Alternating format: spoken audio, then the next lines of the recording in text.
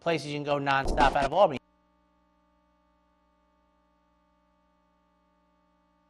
District off-track betting.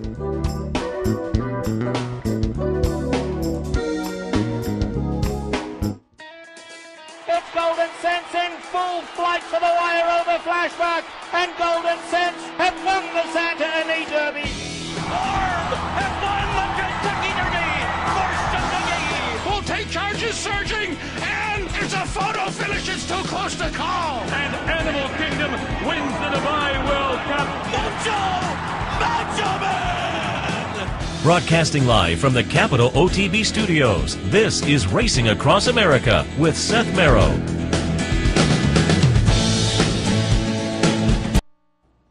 Good morning, ladies and gentlemen. Welcome to Racing Across America. I'm Anthony Mormon, sitting in for Seth Merrow. 2 days after 139th Preakness Stakes is in the books, and a rather nice edition, at least for the world of thoroughbred racing, because California Chrome, now if we can get a nasal band strip, whatever it's called, if we can get it figured out for Belmont Park, if the State Racing and Wagering Board, excuse me, can get it figured out, we'll march on to the Belmont Stakes, which months ago figured to be a great day of racing.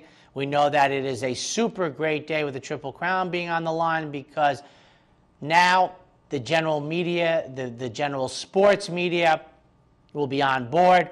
Obviously, the group surrounding California Chrome, as is often the case, is a nice story. I mean, the homebred, the buying the mare, the stallion, the long-term nature of Art Sherman being in the Triple Crown era, with Swaps going back to his teenage days. An interesting thing about Swaps defeating Nashua in their Kentucky Derby, Swaps went back to California. And that's where I get into the loosey-goosey nature of the Triple Crown. Not many questions have been asked about how, Swaps didn't go to the Preakness and the Belmont. He went back to California.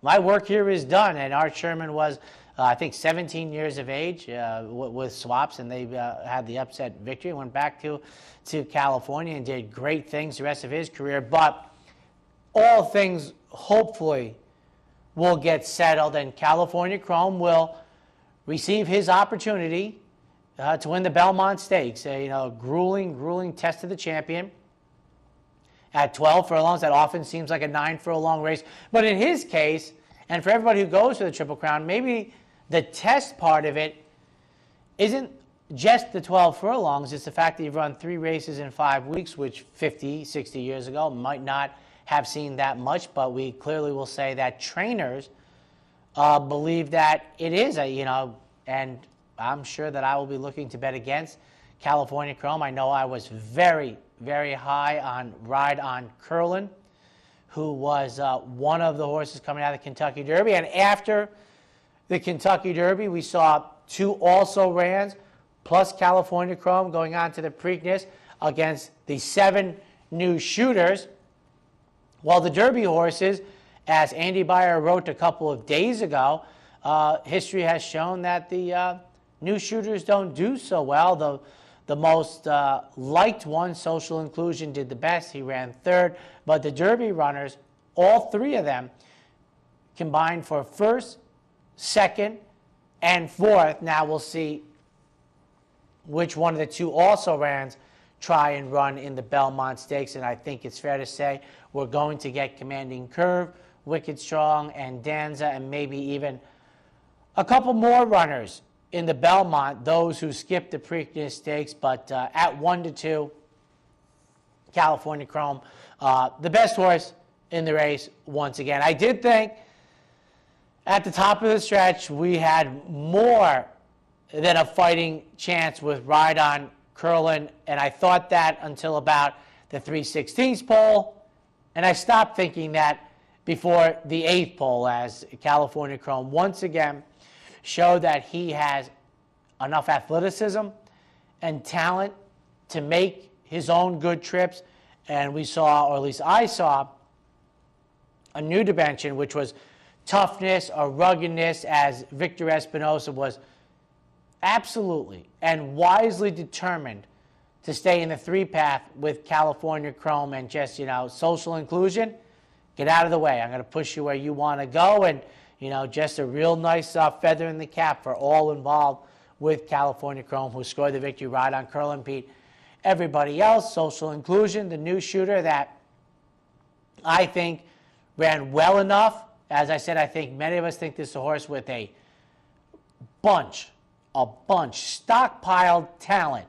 And we just hope that this horse gets the chance to develop and really show us some of that brilliance he showed us in his first 2 career starts. I mean, heck, he finished 3rd in the Wood Memorial. He finished his 3rd in the Preakness Stakes.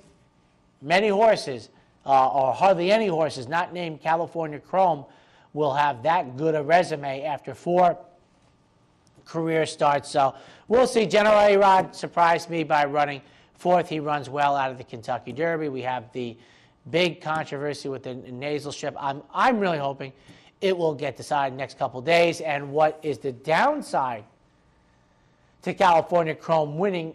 It won't affect Naira, because now it affects them strongly that 40,000 or more added people will go to the Belmont Stakes. But I think racing fans, Monday through Sunday, January through December, racing fans, the type that watch the Handicappers Report, Racing Across America and down the stretch, we recognize that the Metropolitan Mile and the Ogden Phipps will not see the light of day. They figure to be 2 outstanding horse races, but it will be very, very difficult for us to get any publicity for those races. And in particular, I mean, I'm biased towards the Metropolitan Mile, but in particular, the Ogden Phipps, when we come up to about Halloween, this year's Halloween, the Ogden Phipps might present itself with the best resume to meet on a racetrack before the Breeders' Cup Championship races. And folks, I don't think it's going to see the light of day. And I'm just hoping and wishing for, and prayer might be invoked, that we get all the outstanding older fillier mares that we have in for the Ogden Phipps. I mean, it's just, to me, it's going to be outstanding, but it'll be a mere warm-up for the attempt to get the 12th winner of the American Triple Crown. Let's hope that we get everything taken care of. And the other thing we hope for is obviously as nice a weather as Baltimore received on Saturday for the June 7th Belmont Stakes. Of course, Friday afternoon was a different story. Kudos to Revolutionary, who won the Pimlico Special. Kudos to Stop Charging Maria, who I did not see her performance in the Black Eyed Susan anywhere near a possibility. I guess for those who were much against her, we hang our hat on the moisture in the racetrack. When you have Tail of the Cat and Mount Brook in your pedigree top and bottom, and you don't like the horse going a distance of ground, but the moisture might have helped, that's what we're going to hang our hat on. On this afternoon's program, this morning's program, Mike Penna will be joining us. He is with Horse Racing Radio Network, and Frank Vespi making a wraparound weekend visit. He was with us on Friday afternoon. Frank is with theracingbiz.com. We'll have him later on in the program. And one final note, in case you missed it, Daher passed away over the weekend, I believe it was. I think he was in Turkey. He was the juvenile champion 21 years ago. He swept the juvenile races at Saratoga. The then unknown Holy Bull beat him in the Futurity. Bracco beat him in the Breeders' Cup, but Daher would be named juvenile champion of 1993. He has passed away. We'll be right back.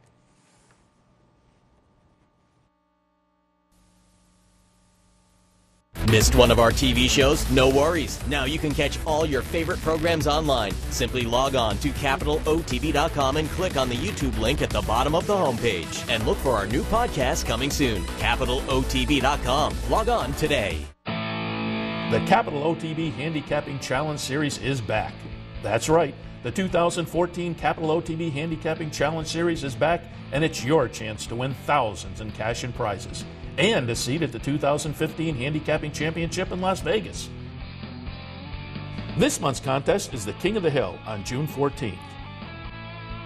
So sign up today, online at capitalotb.com or stop in at the Clubhouse Racebook. Using CapitalOTBBet.com is as easy as 1, 2, 3. 1. Simply log on with your username and password from the homepage.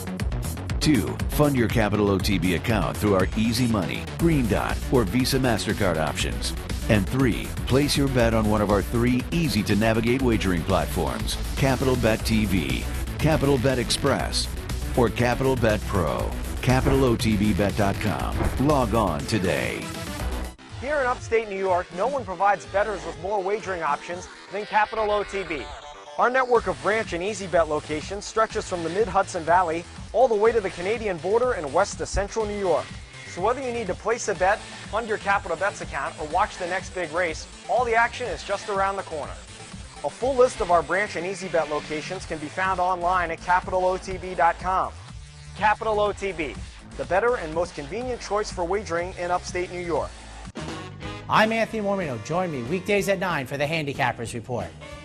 We'll handicap the top tracks across the country and help you prepare for the day in racing. That's the Handicappers Report, weekdays at 9, only on the OTB TV network. This is Racing Across America with Seth Merrow.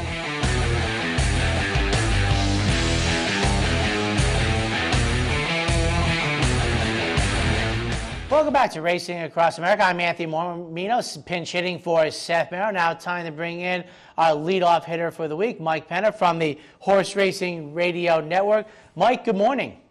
Anthony, good morning. How are you? Well, it's picture-perfect weather in upstate New York, and fortunately, if one day is going to be rainy and not perfect, the other one's going to be perfect. I guess it's supposed to be Black-Eyed Susan Day. Got the inclement weather, awful rain in Maryland on Friday morning, and then a beautiful, beautiful Preakness afternoon, topped off by California Chrome, adding the Preakness to his Kentucky Derby victory. Yeah, it was quite a weekend, and you mentioned all the rain that we had Friday evening, actually Thursday evening going into Friday, and we had a sloppy track Friday for the Black-Eyed Susan in the beginning of the day, but by the time we got to the Black-Eyed Susan as race number 10 on the program, yeah, the weather actually cleared out pretty well, and the track was listed as good at that point, and everybody had pretty much a fair track to run over. And then by the time we got to the Pimlico Special 2 races later, it was a fast track, and as you know, stayed that way all the way through Saturday, and a record crowd on hand at Old Hilltop. What a day. That is excellent. Michael, we're going to let our audience see right now is the entire running of the Preakness Stakes, and you can just voice over it some of your thoughts going in perhaps and coming out of the Preakness. Well, first of all, if you told me that it was going to be Pablo Del Monte and Ria Antonia setting the pace in the Preakness, I would have told you you were crazy. I would have taken all the money that you had that you wanted to put on that bet, and I would have booked it for you, because there was no way that I saw that scenario playing out. But that's how it happened. I guess the instructions with Ria Antonia were probably to put her in the race early, see if she could somehow pull off a shocker in this spot, and as we know, she wasn't up to the task. Pablo Del Monte, I thought, ran pretty well to the top of the stretch before he tired. But look, it was all about the Derby winner, California Chrome. He's had a beautiful trip. Victor had him in the clear. He felt like he was on the best horse all the way around, and he rode him that way. Social Inclusion was a little surprised not to see him closer. I thought that he would have been the pace setter even quicker than Bayern or any of the other speedsters that were signed on. But he never really was a factor in the early stages. He tried to come from off the pace, made the move coming to the top of the stretch, but unable to sustain that bid. But it was all about California Chrome. He just pulled away and did it the way he's done it his past couple of starts. He makes that big move at the top of the stretch and opens up by 4 or 5, and at that point, the race is pretty much over. You know, he quickens brilliantly, which is such an advantage on American dirt racing, especially when you have tactical speed. And one thing that I love that Victor Espinosa did was he seemed to be absolutely committed to the 3-path with very little variation. And for those who love California Chrome. I have to give him even more kudos because I think under the wire the first time we saw an added dimension, which was toughness and ruggedness, and I think social inclusion felt the pang of that because Victor Espinoza was having no part of being moved from the third lane. Yeah, it was an ultra-confident ride, and he wanted to keep him in the clear. He knew he was on the best horse, and he just wanted to keep him out of trouble. And all week long, every time I talked to Art Sherman or to Alan Sherman, the only thing they told me was, we just want a clean trip. We feel like we have the best horse. We just want a clean trip so that he doesn't end up like Orb the year before, where he was in traffic the whole way.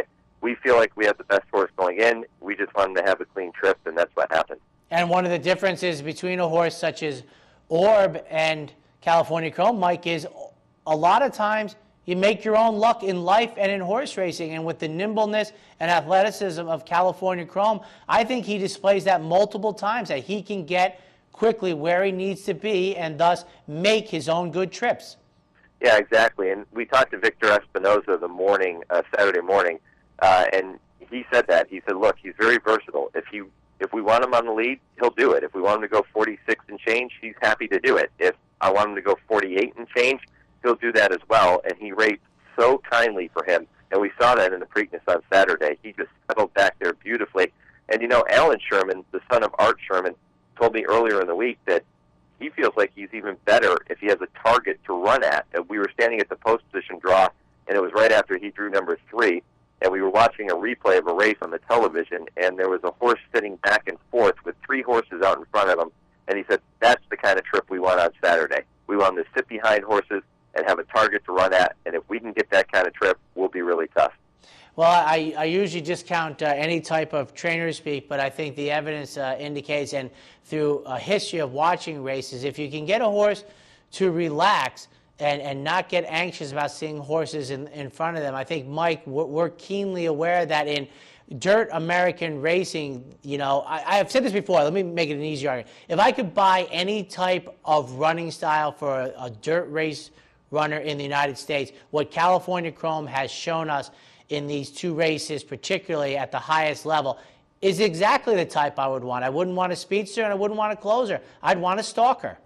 Yeah, I would too. If you can have a horse that can get in position and has enough tactical speed to keep himself out of trouble, what more could you ask for? And it's a horse that, of course, when you have a horse like that that's going to sit 3rd or 4th and be just a few lengths off the lead, he doesn't need to make up a ton of ground turning for home, whereas a horse that comes from further back, boy, that's a big ask. If they don't get themselves in position by the quarter pole at the top of the lane, they're really up against it, and they have to make up so much ground. They have to hope the pace stops in front of them. But with a horse with tactical speed, a stalking style like California Chrome, it makes him so dangerous because he has so many different ways to beat you.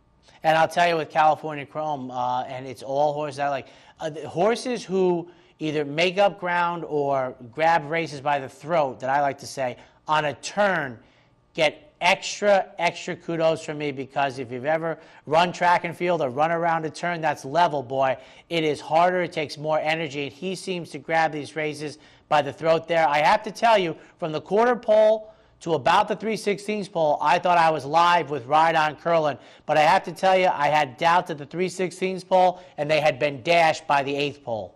Yeah, and Ride on Curlin, hey, he ran his heart out in here, and take nothing away from him. This was a great performance on his part.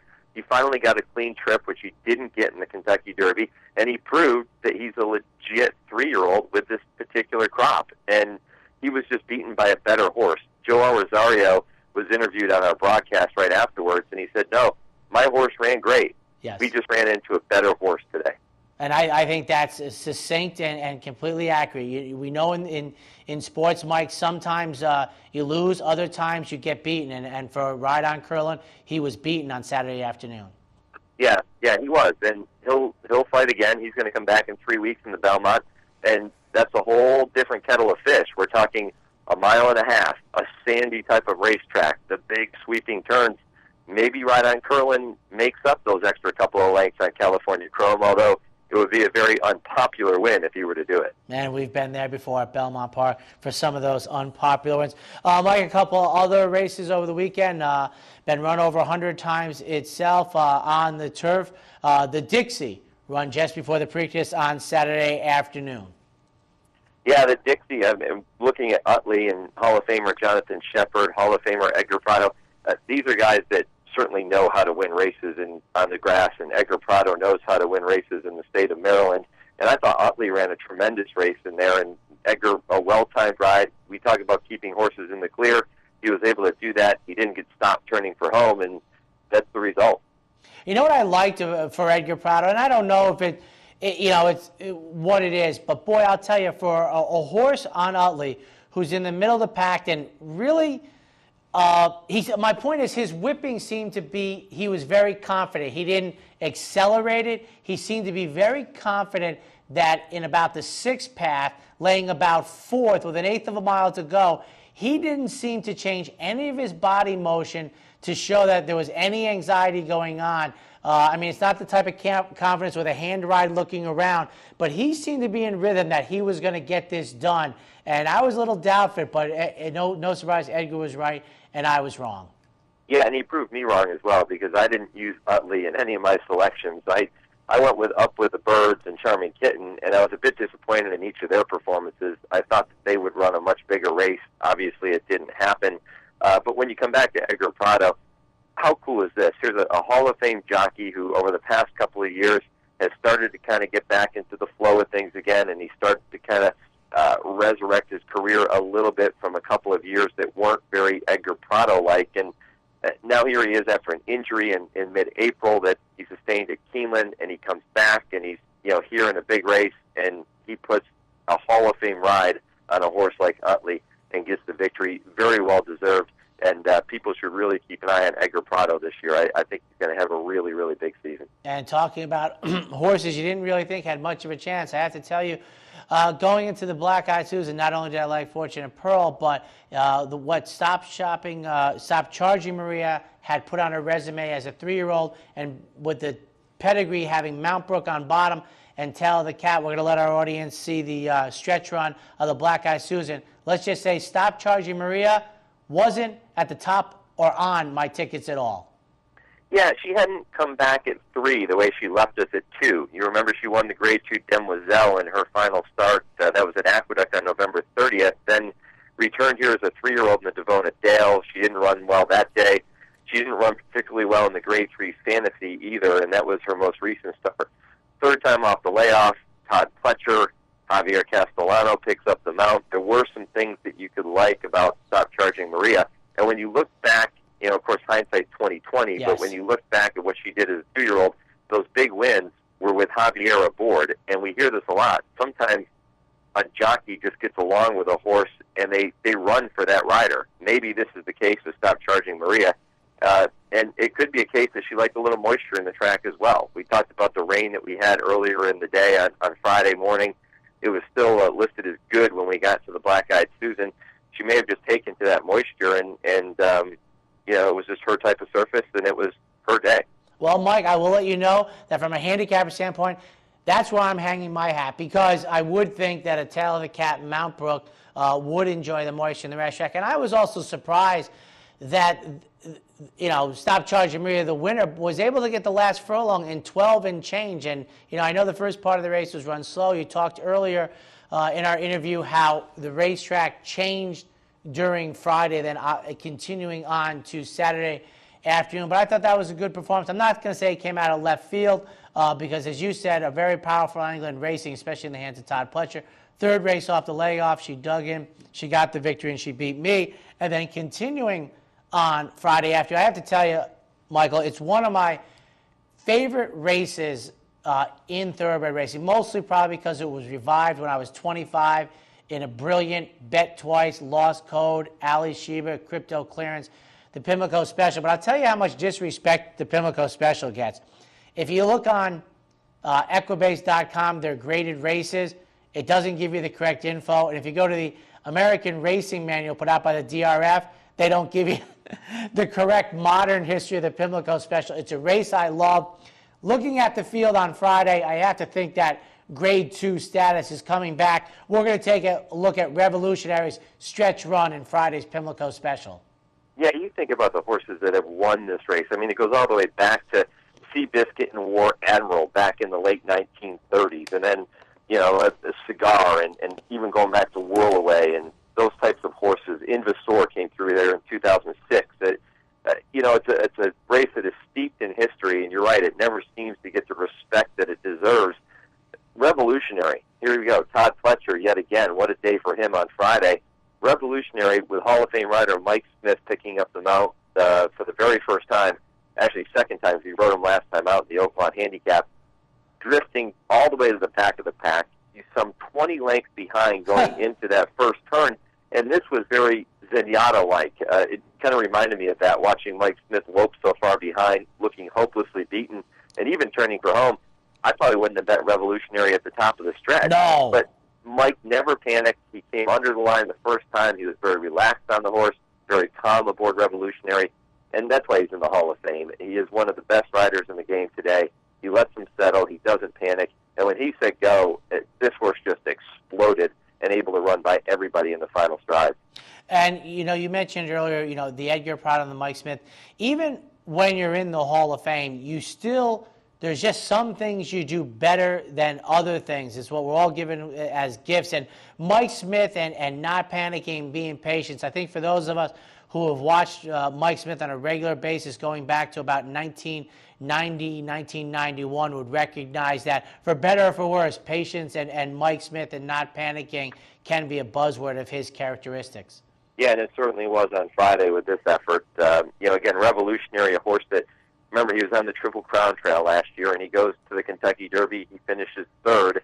And after that, everybody thought, well, okay, we're going to start seeing the real Revolutionary, the horse that we believe he can be. And a lot of people thought going into this year that, you know, maybe he's going to be the horse that could assert himself into the picture with the likes of Game On Dude and Lee and Will Take Charge and Mucho Macho Man in that loaded handicap division. Maybe we're starting to see that from Revolutionary now. He might just be starting to come around and fulfill that potential that he's always had. Now, Mike, just a quick thing. I have a note here that I was given that says that you last week interviewed Patrick Valenzuela. Is that note accurate? Yeah, P-Val coming on the show. It was the 25-year anniversary of Sunday Silence and Easy Goer and that tremendous Preakness Stakes, that battle they had down the stretch. Of course, Patrick Valenzuela was aboard Sunday Silence, and if folks haven't heard that interview, they'll definitely want to go back to our website at horseracingradio.net and check it out, because the first question I had for P-Val was, take me through the race. And Anthony, he went through every step of that race with he and Easy Goer, and he remembered every detail of it, and to have him describe it so vividly and walk you through, I sat there and I had goosebumps just listening to him talk about it. It was amazing. Well, I remember being at the track that day, and if you weren't at the track, it would come as a surprise trivia question. But Trevor Denman called that race trackside, not for the national audience, but for those of us at Pimlico that day. What I also cracked up that day was everybody in the audience around me, at least, was cheering for Pat to come on. I'm like, well, who are you rooting for? Both jockeys are Pat. And I know Patrick Valenzuela always had took issues with Pat Day squeezing him on the backside in the Preakness Stakes. But the reason I mostly asked you that, like, is Patrick Valenzuela and I are about the same age. We both ended up in Los Angeles, me for college, me for his Santa Anita. And I've said this to everyone who would listen, and I've talked to enough people to know, Patrick Valenzuela is the greatest jockey I have seen in 25 years. The only one that was close was Chris Antley, and I know he's not going to get in the Hall of Fame, but if you had the chance to watch this guy ride turf racing long distance, sprints on the dirt, classic distance, I've always maintained nobody came with more talent, more energy, or more desire than Patrick Valenzuela. And I know he's had his issues, but I always said this about all the athletes I've heard about in my lifetime that had their off-the-field issues. If I showed you the baseball card for Patrick Valenzuela, you could never show me, aside when he actually got suspended, where his talents tailed off. He was simply the best I have ever seen. Yeah, well said. You know, and when you hear stories like that about guys like Patrick Valenzuela who have so much talent and were so good and really among the best with the generation that they were riding with, and as you said, maybe the best of all time, certainly in that discussion. Shane Sellers is another one that comes to mind, and guys that were so good, but then for whatever reason had some issues that the public saw as not, not allowing them to fulfill their full potential. But when each of them had their issues, they were, at the top of their game and on their way to Hall of Fame careers. And unfortunately, Shane Sellers is another jockey that won't be voted into the Hall of Fame. But I wouldn't be, I wouldn't be opposed to either one of those two getting some discussion for being in the Hall of Fame, because they were both outstanding riders. And when you talk about skill sets, and even the Hall of Famers, if you lived in the 80s or watched Southern California racing, there has never been a better gate rider than Patrick Valenzuela. Well, it has been 25 years since Sunday Silence and Easy Goer, and it was mania that day, 1989. The Easy Goer fans thought they were going to get their just desserts after the peanut butter service at the Churchill Downs, but Patrick Valenzuela, down inside with Sunday Silence, gets the job done. Yeah, it gets the job done, and of course then we all know Easy Goer won the Belmont Stakes, yes. And of course as a sport now we can look forward to 3 weeks from this past Saturday and California Chrome. Can he do it? We'll see. It's a tall order. That mile and a half, the different surface. Yes. He's going to face all the fresh horses coming back from the Kentucky Derby, the 2, 3, and 4 place finishers. It's going to be a lot of fun to be there, and I just can't wait. And neither should we. And of course, we have the Ogden Phipps and the Metropolitan Mile. Mike, it almost seems too good to be true, but on June 7th, it will be true. Mike Penna from Horse Racing Radio Network, thank you for joining us this Monday morning. As always, thanks, Anthony. I appreciate it. All right. Mike Penna, ladies and gentlemen, take a quick break. When we come back, Frank Vespi joins us from the RacingBiz.com.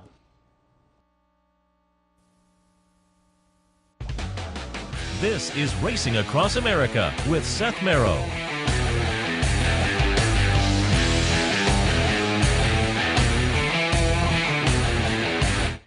The future of online betting is here, and only at the all-new CapitalOTBBet.com. CapitalOTBBet.com delivers a state-of-the-art wagering experience found nowhere else in horse racing. CapitalOTBBet.com. Log on today. Fascinated by the world of horse racing? Interested in honing your handicapping skills? Class is in session. Night school, Monday nights. Easy to access online. It's free, interactive, and informative for the casual and serious race fan. Horse Player Now Buzz. Live horses to watch emailed to you daily. Our eyes, your prize. Night School in the Buzz.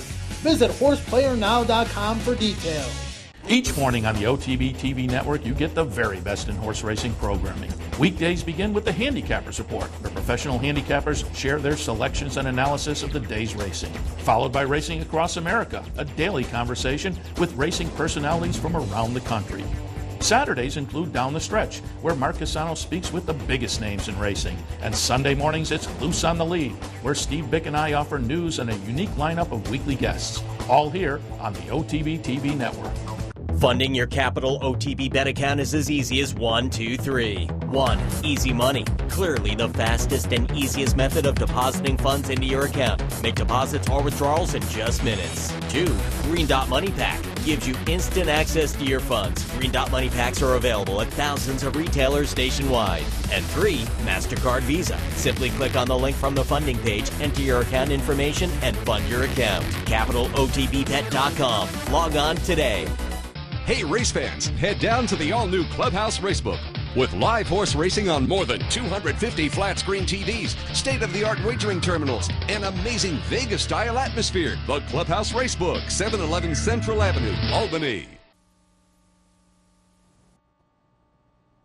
Welcome back, ladies and gentlemen, to Racing Across America. I'm Anthony Mormino, sitting in for Seth Merrow on this Monday morning as we continue to recap the stakes action from Pimlico over the weekend. We're now joined by Frank Vespi. He was on Friday's show. He's from the RacingBiz.com. Frank, good morning. And we don't need the canoe today, so we got that out of the way. And the racing weather gods were kind to us because as rough as the racetrack was on Friday morning, it was beautiful on Saturday afternoon, a couple minutes after 6. Yeah, it's kind of unbelievable how often we have sorry. That's okay. Something popped up on my screen here, which was sort of distracting me for a second. It's unbelievable how often we have, sort of bad weather on Black-Eyed Susan Day, and then it blows out, and we have a beautiful Preakness Day. That seems to happen almost every year, and certainly it did this year, and it just ended up being a fabulous day on Saturday after a pretty awful Friday morning. Yeah, I mean, if you collect the charts from whomever you collect charts from on a given day, you can watch the progression on Friday. Now, refresh my memory, did Stop Charging Maria win the Black-Eyed Susan on a good labeled track, or did they get it to fast late on I think Revolutionary, was it fast for the Pimlico Special? I don't know what it was for the Black-Eyed Susan, though. Well, it was sort of interesting, and, I offhand, I can't even answer that question, but I was upstairs talking to the Equibase guys, the charts guys, sort of in the middle of the day, and the track was rated, on the infield tote board, the track was rated, I think, good at that point, and they were saying, well, I don't know who did that because we didn't do it, and we don't think it's good. We're going to rate this muddy at this point. Okay. So there was some sort of confusion as they were going back and forth over the day as to what the condition of the track was going to be. So, right. Not quite sure. Actually, I'm looking right now. For the Black-Eyed Susan, it was good. Okay. Charging Maria. And that was a terrific race, by the way. That Vero surprised me. ran a huge race. She beat me. I didn't think a Tail of the Cat or a Mount Brook would really, as at the middle of her 3-year-old season, when I think the racing gets different, I didn't think that would be her best game. I'm actually hanging my hat on the idea that with that pedigree, that the moisture in the racetrack helped her out, but she did run a bang-up race and obviously form reversal from the first couple of starts in 2014. Yeah, I mean, she had certainly, she'd been a good horse as a 2-year-old and hadn't quite gone on with it yet, but came up with a big effort on Friday, and it was, good to see her back. All right, let's show, we're going to show our audience, Frank, the stretch run, California Chrome, pulling away from Ride On Curlin to be the convincing 1-2 winner of the Preakness Stakes. Yeah, I mean, this is a really good horse. I'm not saying anything that everybody in the world hasn't figured out already, and I think, to me, this win was more impressive than his Kentucky Derby win because, his Derby, it was he had a perfect trip, everything worked out great. This time he had to make a trip, and because if you watch the beginning of the race, Pablo Del Monte goes out, he's going to sit second, it's going to be a perfect spot, and then, oh wait, here comes the filly flying up on the outside, so he's got to take back off that, and then kind of make a little space outside to sit off them. And then, and then he's in a perfect spot. And then here comes Social Inclusion moving at the half pole. And you think, whoa, what's going on here? And you think it's really setting up for a horse like Ride On Curlin, who then starts to rev up around the turn. But California Chrome just keeps on going and doesn't come back. And Ride On Curlin did eat into the lead, but, never got to a point where you said, oh, other than predicting, as we were talking about before at the quarter pole, he never got close enough that you were saying, like, oh, boy, he's getting him here. This horse is really, he's exceeding what you think he can do. And you like a horse that can make a trip like that. It's like Smarty Jones was able to do that. Except for the Belmont, he never got in trouble because he could give you the acceleration whenever you wanted it. And that's kind of how this horse runs, and that's going to make him a handful in any race he enters.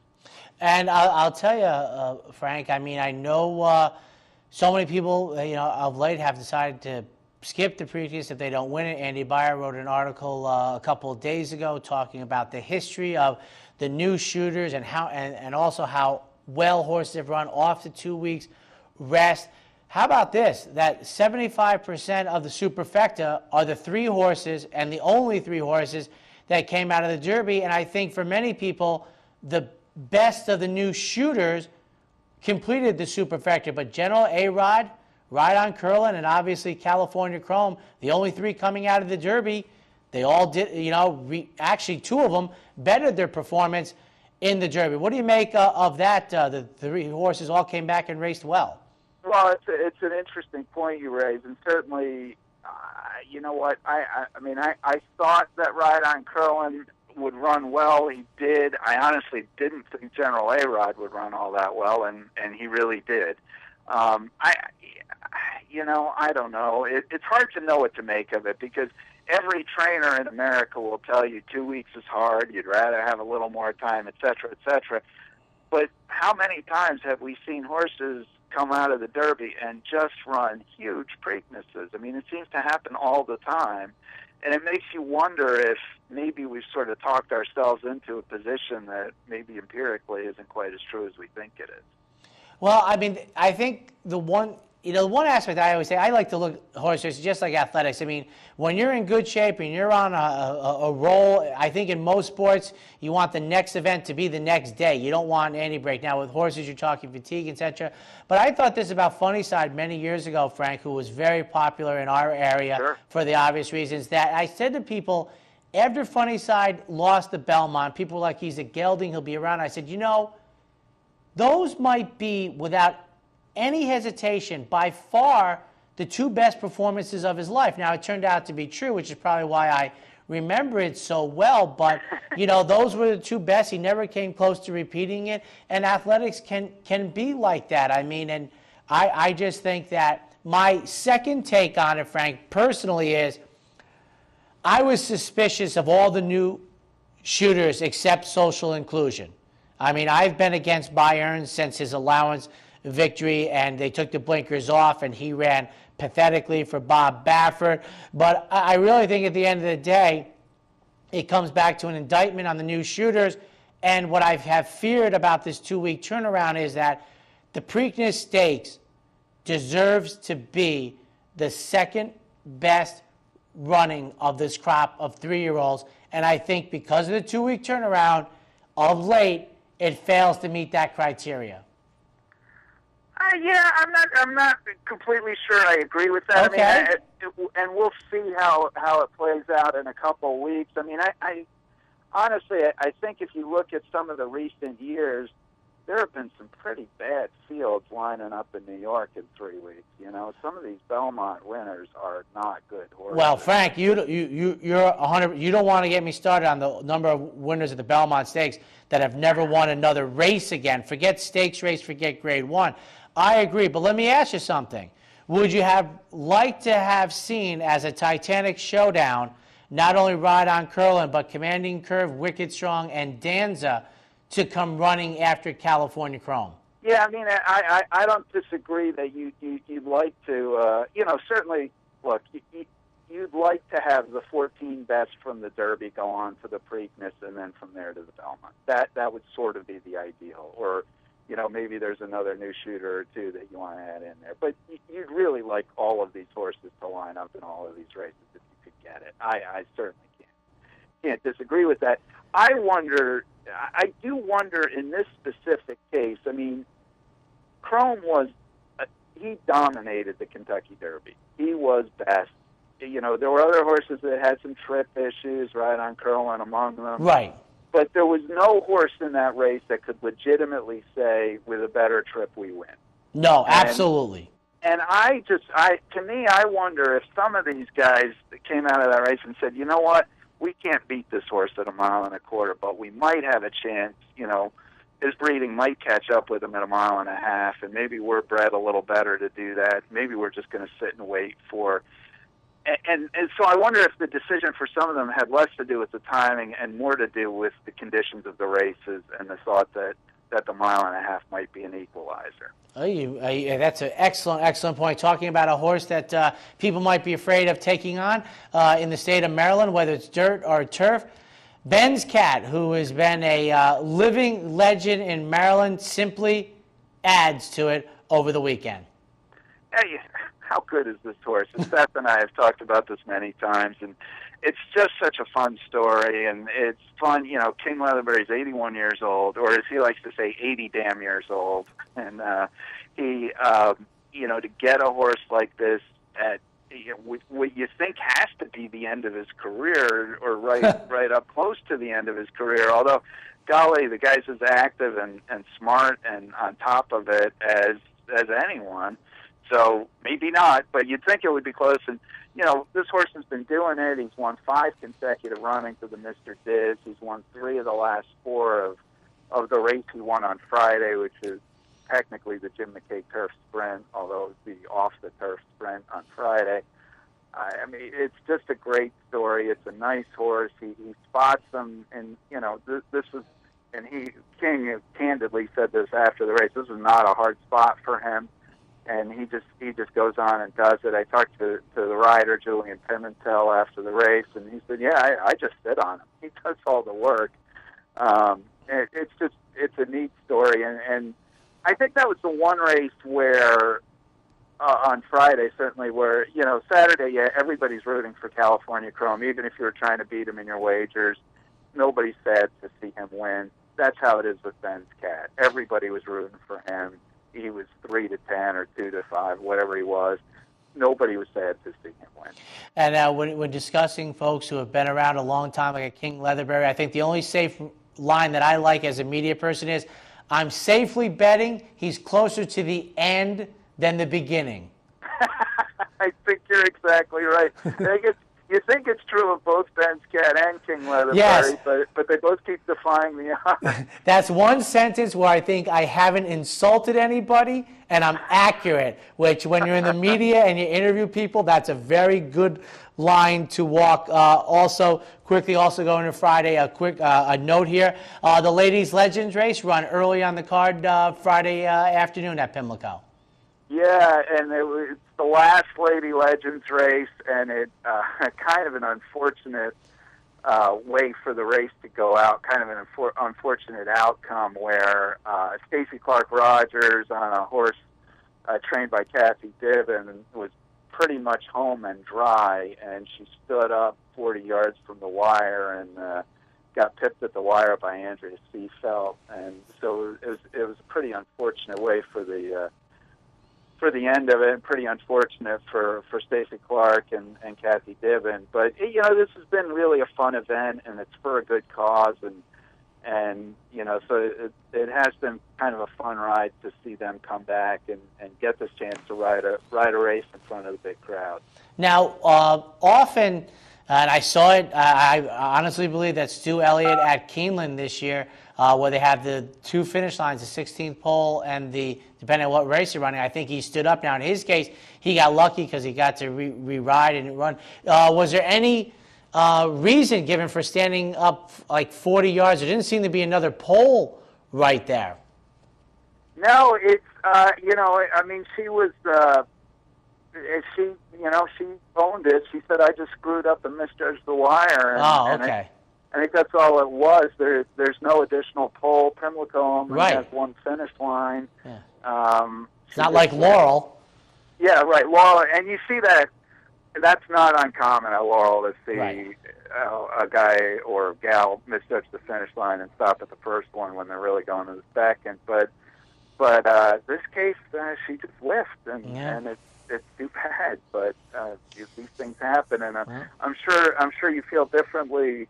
I'm sure you feel differently than it's too bad these things happen if you had money on the horse or you own the horse. Absolutely.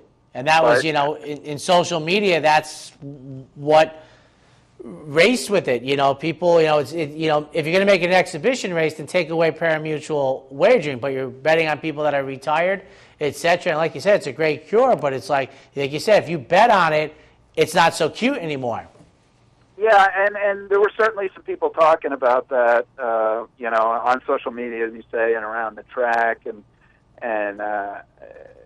you know, I'm sure the track's position would be, hey, you know, we're not hiding anything. You knew who these people were, and you know that they're not riding every day, and so you're assuming some risk in that. And, you know, and you see this, I mean, certainly the tracks down here do it occasionally, and I imagine New York does, although I don't know that for a fact. You know, they do these amateur rider races. Yes, they do.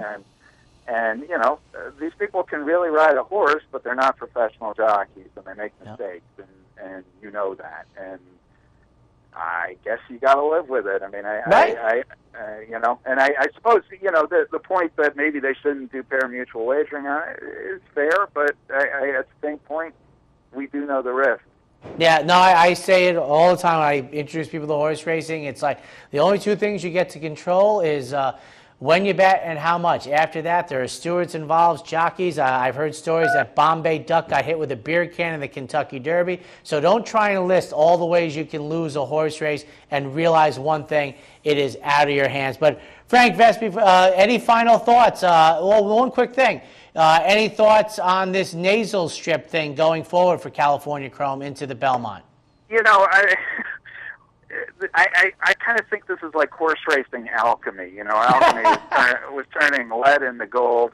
Horse racing does it in reverse. We're turning gold into lead. I mean, it's a great story. It's, you know, a cheaply bred horse that goes on to do great things. It's an underdog story. It's you know, Art Sherman, who's toiled in the ranks for a million years, suddenly hitting it big. It's these kind of nice people with their you know, that are just ordinary people who have sort of fallen into good fortune. It's this great underdog story. It's Seabiscuit for a new generation, but it's horse racing. So instead of talking about Seabiscuit for a new generation, we're talking about stewards and Rule 4032.8 or whatever it is, and all this ridiculous stuff.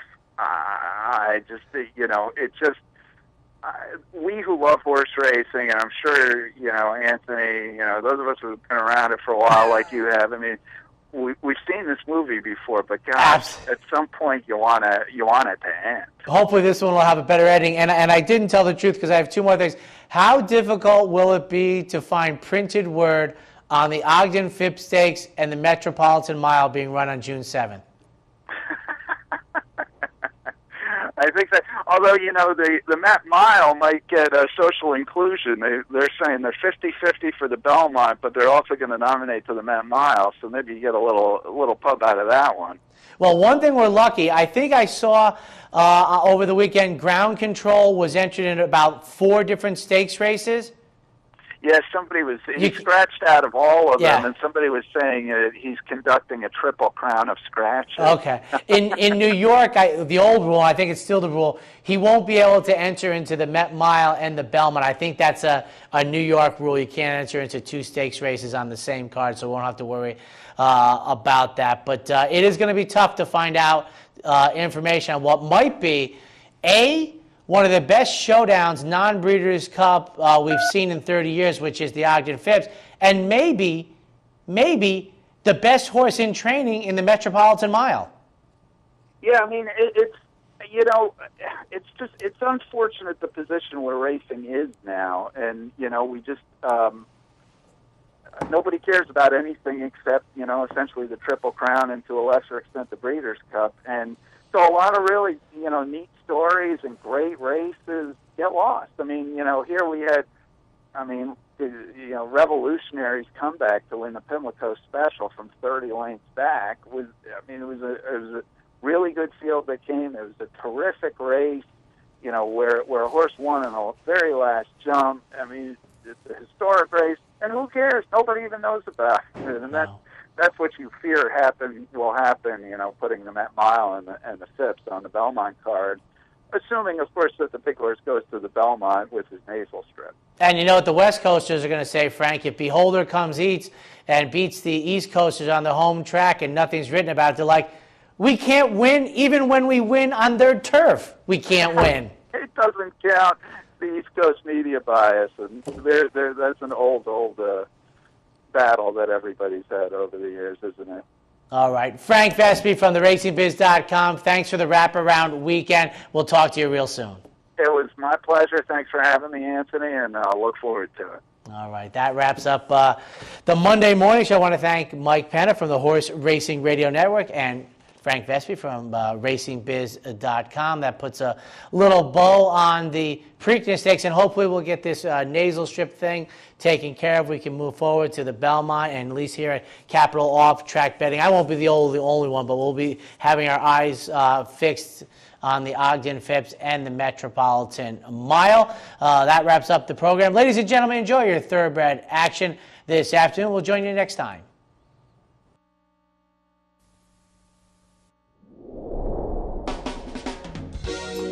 You're watching OTB TV.